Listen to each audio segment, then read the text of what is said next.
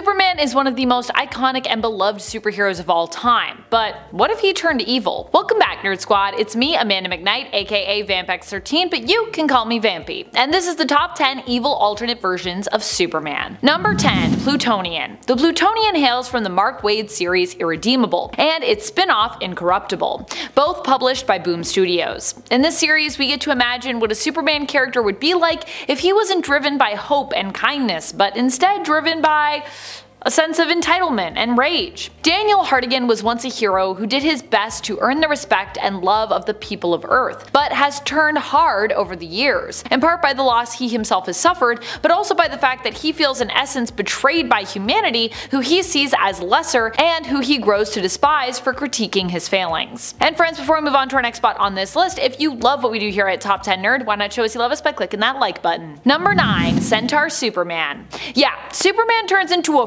freaking centaur in the weird 90s comic miniseries Whom Gods Destroy.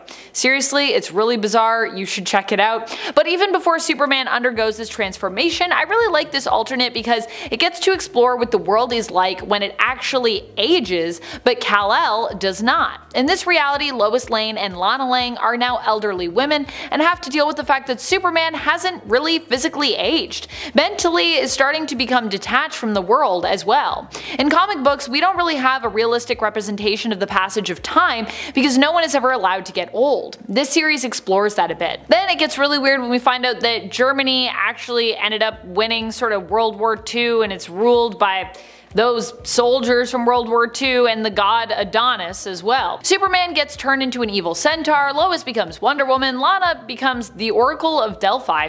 It's strange, but it's also through the combination of mythology and comics that we get to see the characters' internal struggles reflected in the transformations that they undergo. It's just a really interesting exploration of Superman's crisis, really. And then it gets a happy ending when all three actually decide to live in a polyamorous love triangle on the moon in Superman's Fortress of Solitude.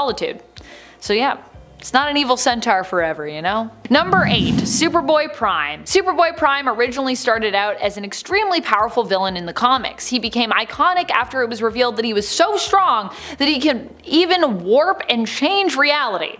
How? Apparently with just a punch. There was a time in the comics where Superboy Prime was shown to be so strong that he basically punched reality, splintering it, and in essence reshaping it. If Superboy Prime has the power to punch retcons into existence, what can't he do? Superboy Prime was originally corrupted and became a villain mainly because of his sense of loss, having lost his homeworld. However, over time he would actually be redeemed and even fight alongside other heroes in the comics, which is why I've ranked him so low here. Although when he was evil and entitled, he was really evil and entitled, which also made him one of the most frightening Superman alternates. Number 7. Bizarro. Bizarro was a pretty wild idea for a character if you ask me. Bizarro is the clone of Superman, or at least sometimes he is. At other times he's actually his own character from a completely different planet. So it kinda depends on which version of Bizarro we're talking about.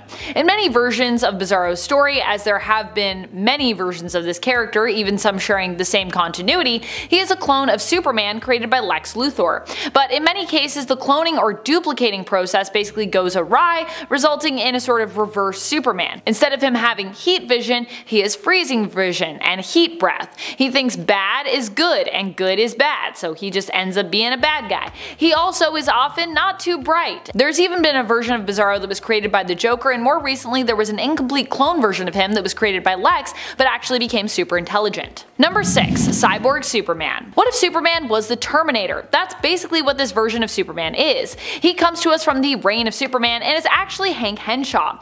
Well, Hank Henshaw's brain inside a cyborg more specifically. After Hank's brain is transferred to the cyborg, he decides to become Superman, cause why not? His plan is to use the alias of Superman in order to destroy Metropolis with a nuclear missile. So a little more insidious than Terminator really, who was only targeting one person, Sarah Connor. Number 5. Omni-Man. Omni-Man is a complex character in the Invincible universe. He is both a hero and a villain, and sometimes more of an anti-hero. He is the father of Mark Grayson, the protagonist of the story, also known as the hero Invincible. While there have been times he fought against Mark, he has also fought alongside him, to be honest. In season 1 of the animated series based on the Invincible comic book series, Omni-Man takes on and defeats single-handedly the Guardians of the Globe. Initially, he told his son that he and his his race of superpowered beings, the Viltrumites, were heroes who traveled the universe to protect worlds. However, it's later revealed that this was a lie. Instead, the Viltrumites are basically a people who travel the universe looking for worlds to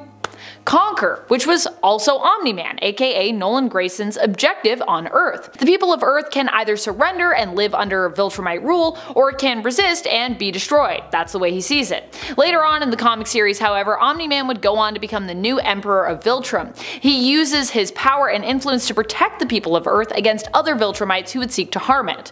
So, he might seem like a really bad guy, but there's a lot going on with Nolan. Number 4. Hyperion. Hyperion basically serves to act as a commentary on Superman. Sure, he's a Marvel ripoff, but that's kind of the whole point of his character. Marvel created Hyperion so they could basically examine Superman as a character, and what it means to have a hero who is literally like a god on Earth. The whole point of him is his similarity and also his subtle differences to Supes. Hyperion is often part of a team called the Squadron Supreme, or depending on the version, sometimes even the Squadron Supreme of America. Now, that definitely feels similar to the Justice League or the Justice League of America. Now, Hyperion is also known as Marcus Milton. Typically, his origin is that he was an alien who was sent to Earth as a baby. Even more familiar. And not only that, but Hyperion, who can fly, is super strong and super durable, also is apparently the last known survivor of an eternal alien race whose planet died.